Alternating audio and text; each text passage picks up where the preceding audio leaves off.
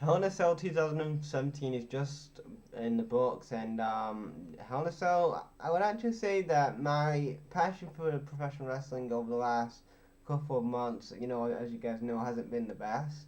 And last night's show kind of was the same, but like there was like two matches, in my opinion, that really like got me invested into it. Maybe three if you count the triple threat.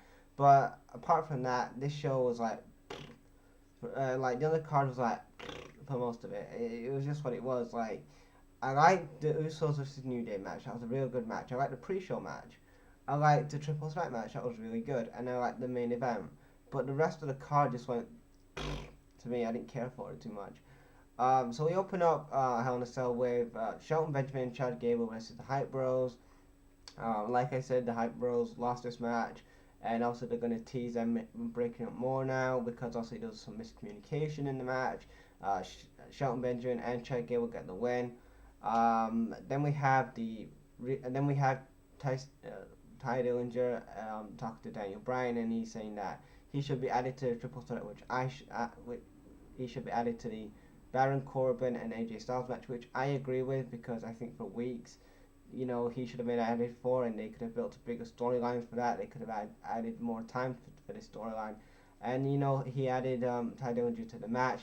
They had a little 10 yes chant, which was kind of funny. Then we go into the actual card. It was the Usos versus the New Day. Really good hot start here. A lot of good back and forth. Kofi gets locked out of the cell, so it's basically just Biggie and Xavier at this point. And speaking of Xavier was like he was like barricaded by one of the Usos in the cell, and they what they did is they had like um, but, kendo sticks, and they had him like lined up so he can get out, and that was such an innovative move. Like in today's WWE, in today's professional wrestling, when you see so many things that have been done and recycled so many times, and you see a fresh idea, I was like happy, man. I was like, yes, finally a fresh idea inside Hell in a Cell. But yeah, that was a pretty cool idea. Then the Usos do a ton of super kicks on Big E. Then Xavier comes back, and he's basically handcuffed at this point. Um, they put him around the ring post. They hit him on him. They hit him in the gut with the kendo stick. At the end of the match is where they have a chair on Big E, and they do a double splash for the win. And the Usos are your new tag team champions. I don't really like the hot potato thing, but if they're gonna maybe have them feud with the Breeze Dango or Shelton Benjamin and Chad Gable, then I'm happy with that because I mean, how many matches are we gonna have with the Usos and New Day? Much as I like the feud and much as I like the matches, how long are you gonna actually play this out for? How many months are you gonna let this go for until it's run its course? Like we've gone through Hell in a Cell, we've gone through rap battles, we've gone through no disqualification matches, we've had awesome matches, SummerSlam and Battleground. So where does the WWE go now with the SmackDown Tag Team Division? My the ideal feud next for the Usos should be the Fashion Police because those guys are the most over tag team right now in WWE. And if you want to make it maybe a triple threat, I don't like the multi-man matches where you want to make it a triple threat. Maybe put in, Shelton Benjamin, Chad Gable. I mean, those three teams could kick ass, just in my opinion. But anyway, after that we had Randy Orton defeat Rusev. It was, it was a typical whatever match. Randy Orton gets the win.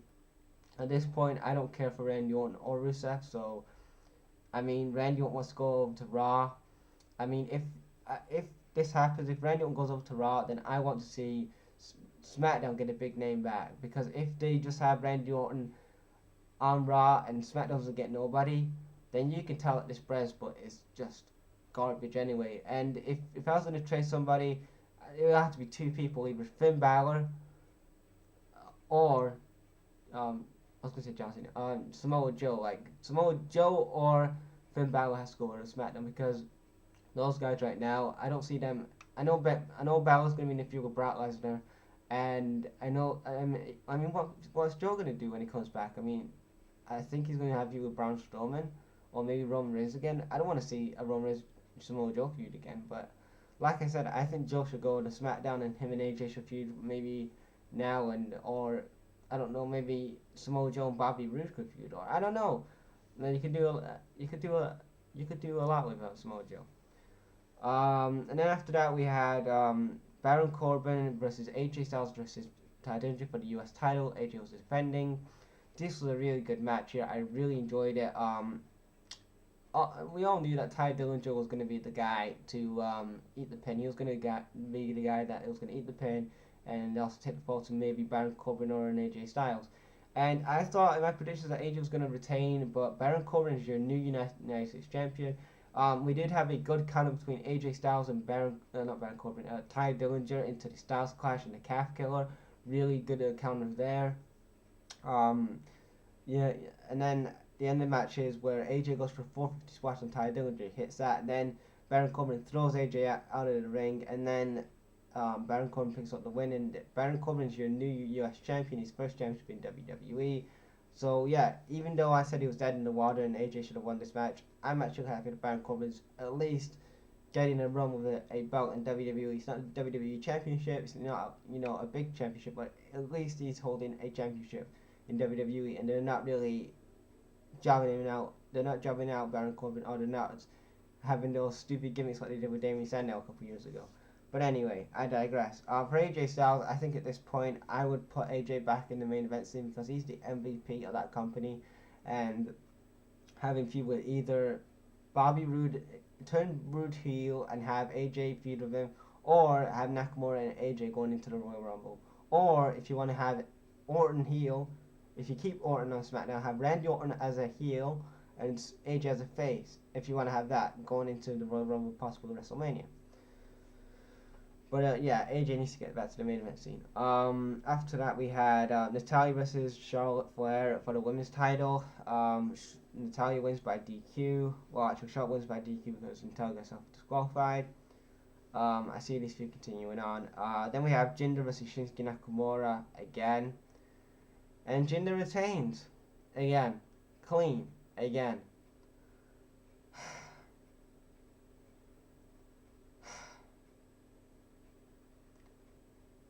This looks like we're gonna have Jinder Mahal versus John Cena at WrestleMania.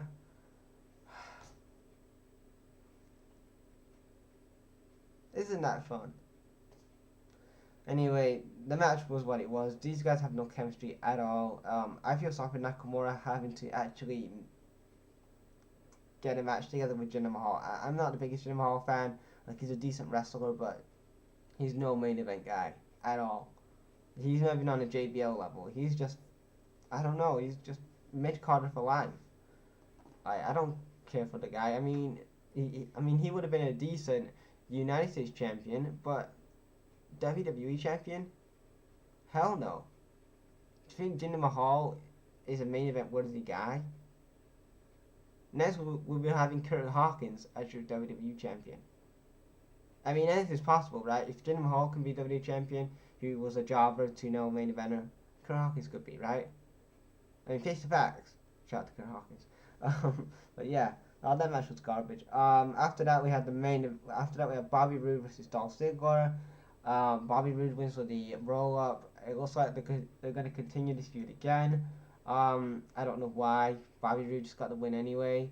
I don't know what I feel about Bobby Roode being on the main roster. Like, I was so excited that he was on the main roster finally, and he finally made it to WWE. But since he's moved away from NXT and he's come to SmackDown, it looks like I don't think that Vince and the creative know what to deal with Bobby Roode. And the first mistake that they did with the guy was they turned him face. Bobby Roode, who is not a good babyface. I'm sorry, he is a way better heel. I love Bobby Roode in TNA as a heel. Him when he had that longest reign in TNA World Title reign, and even in recently his NXT reign, he was the best talker on NXT. His heel work was on par, and then you have him onto the main roster and you turn him babyface. Bad decision there, WWE, because Bobby Roode is money as a heel. Bobby Roode is fucking awesome as a heel. Dolph Ziggler, he shouldn't be even in this feud with Dolph Ziggler. He should have just pinned him quick and just ended it. Dolph Ziggler should be released. Goodbye, Dolph Ziggler.